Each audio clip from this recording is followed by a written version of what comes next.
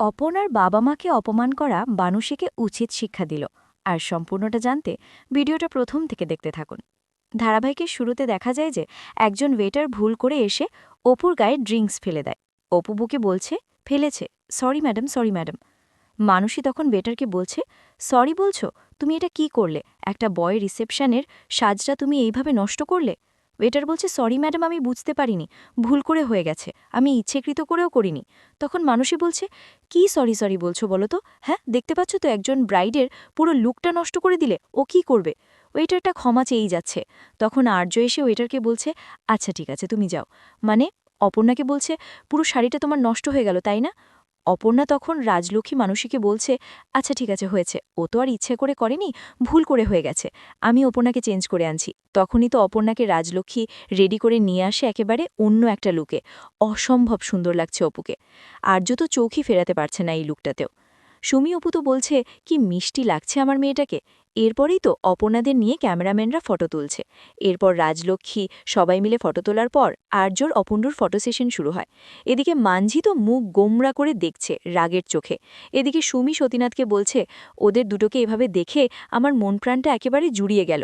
সতীনাথ বলছে, এই সুখটুকু দেখার জন্যই তো এত কিছু করেছি, বল সুমি, আমি কি ভুল কিছু করেছি তুমি বলো।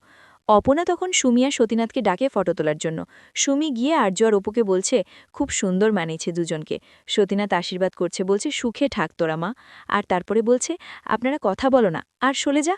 অপু জিজ্ঞেস করছে, মা, সুমি আবার কবে আসবে মা? সুমি বলছে, বউ মামি, আমরা কি এখন চলে গেছি নাকি যে আবার আসার কথা উঠছে? আমরা তো এখন আছি। বলছে, আমি তো আর সবসময় বলার জন্য থাকবো না, এখন আর যে ঠিকমতো খাওয়া দাওয়া করবে।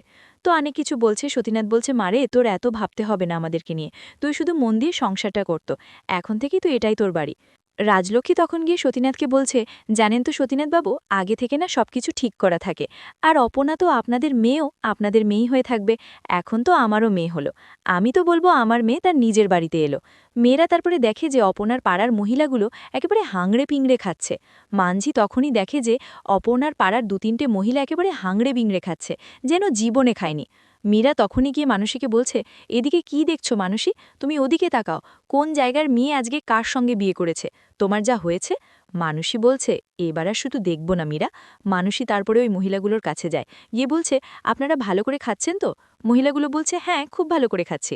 মানুষী বলছে, নিন, বেশি করে নিন। আসলে কি বলুন তো, এতগুলো খাবার আপনারা আবার কবে দেখবেন, তাই বলছি খেয়ে নিন এক্ষুনি। মহিলাটা বলছে, আপনি বলতে কি চাইছেন বলুন তো? নিমন্ত্রণ করে এসে আমাদের এইভাবে অপমান করছেন, আমরা খাবো না।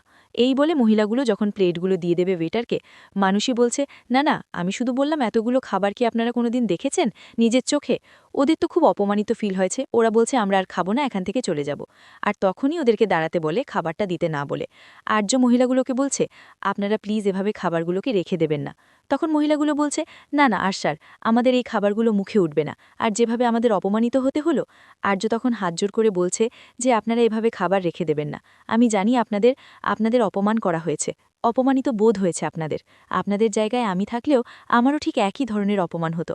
আমি আপনাদের কাছে ক্ষমা চাইছি, প্লিজ আপনারা খাবার রেখে দেবেন না, আপনারা প্লিজ খান।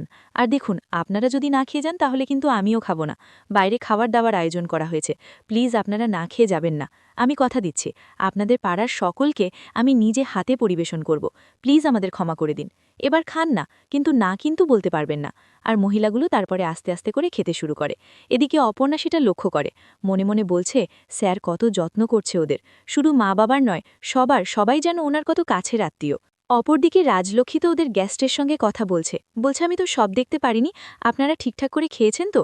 তখন একজন লোক বলছে, আপনাদের তো কোনো কিছুতেই কোনো তুলনা নেই মিসেস শৃঙ্খল রায়, মনে থাকবে এই বিয়ে সারা জীবন। আর্য তখন গিয়ে রাজলক্ষ্মী বলছে, সবার ভালো লাগছে দেখে, আমারও ভালো লাগছে। রাজলক্ষ্মী বলছে, এবার তো রাত হয়েছে, বাকি যারা আছে তাদেরকে তো খেতে বলতে হবে তাই না?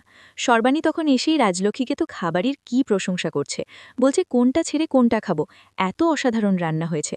আর্য বলছে, যাক মাসি, তোমার ভালো লেগেছে এটাই অনেক। সর্বাণী বলছে, না, আমি একা নয়, সবাই বলছে। আচ্ছা, আমাকে এবার বেরোতে হবে, অপর্ণা কথা একটু দেখব, একটু কথা বলে যাই। তখন আর্য অপর্ণাকে ডেকে বলছে, মাসিমণি চলে যাবে, তোমার সঙ্গে কথা বলবে একটু। অপর্ণা তখন সর্বাণীকে বলছে, আপনি ঠিকঠাক করে খেয়েছেন তো? সর্বাণী বলছে, আরে আমি কি তোমাদের বাড়ির গেস্ট? তবে হ্যাঁ, তোমার বাড়িতে খুব আনন্দ করেছি, তোমরা খুব ভালো থেকো। আর্য বলছে, আচ্ছা তোমার জন্য গাড়ি বলে দেব? তখন সর্বাণী বলছে, না না, এখন বউ ছাড়া কোনো কথা হবে না। তবে এটা বলতে পারি, তোমার এত বছরে কিন্তু একটুও বদল হয়নি। এই নিয়ে দ্বিতীয়বার তোমাকে বরের সাজে দেখলাম, একই রকম আছো। সেবারেও সবকিছু ভালো হয়েছিল, সবকিছু ভালোভাবে মিটেছিল, কিন্তু তারপরে যা পরিণতি হলো। যাই হোক, এবার ঈশ্বরের কাছে প্রার্থনা করি সব যেন ভালো হয়। রাজলক্ষ্মী তখন এসে সর্বাণীকে বলছে, তোমার জন্য গাড়ি অপেক্ষা করছে স্বর্ণদি, আর রাত করো না। সর্বাণী বলছে, হ্যাঁ হ্যাঁ যাচ্ছি। আসলে আমি ওই আগেরবারে। রাজলক্ষ্মী বলছে, আগেরবারও কিন্তু তোমার ফিরতে অনেক দেরি হয়েছিল, মনে আছে নিশ্চয়ই। এবার আর দেরি করো না, আগেরবারের মতো এবারে কিছু না হোক, এটাই কাম্য। সর্বাণী বলছে, হ্যাঁ হ্যাঁ ঠিক আছে, আসছি। সর্বাণী চলে যেতেই অপর্ণা মুখটা ছোট করে দাঁড়িয়ে আছে। আর্য তখন অপর্ণাকে জিজ্ঞেস করছে, কি হয়েছে?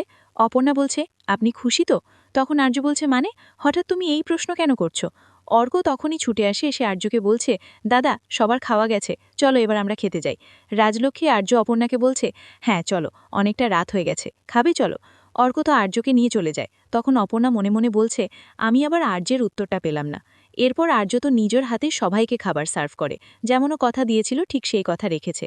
সতীনাথ আর্যকে বলছে, আরে আপনি খান, ওরা তো অপেক্ষা করছে, আপনি না খেলে ওরাও তো খেতে পারছে না। আর্য বলছে, দাঁড়ান না, আগে আমি সার্ভ করে দিই, তারপরে খাচ্ছি।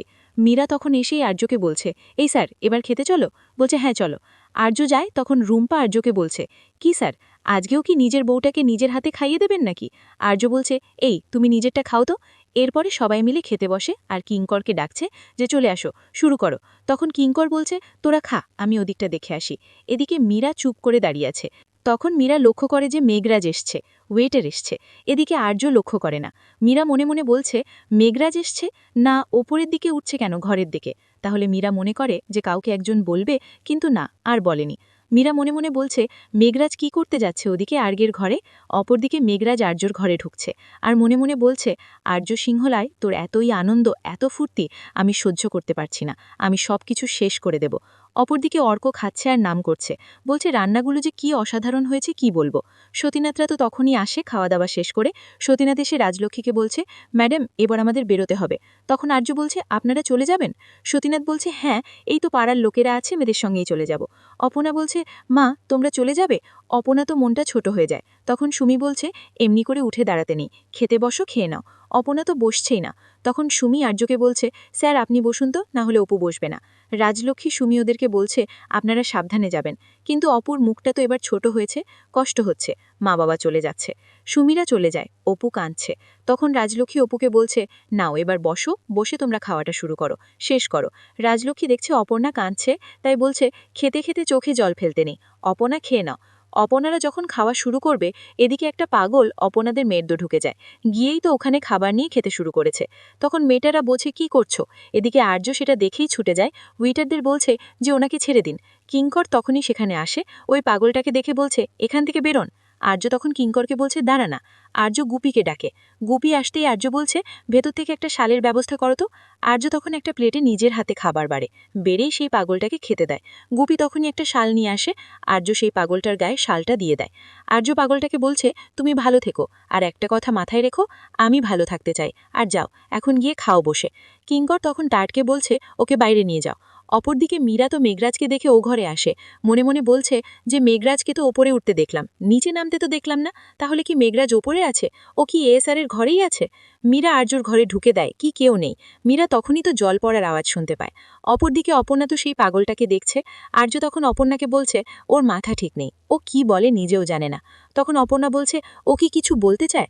আর্য বলছে, ও যে বললাম ওর মাথা ঠিক নেই, তাই জন্যেই ও এরকম করে। তখন অপর্ণা বলছে, আপনি সবার জন্যই কি এইভাবে ভাবেন স্যার? আর্য তখন কি বলবে, কিঙ্করের দিকে তাকায়। কিঙ্কর ওখান থেকে চলে যায়। এখানেই আজকের পর্বের আপডেট শেষ হয়। দেখা হবে আগামী পর্বের আপডেটের সঙ্গে।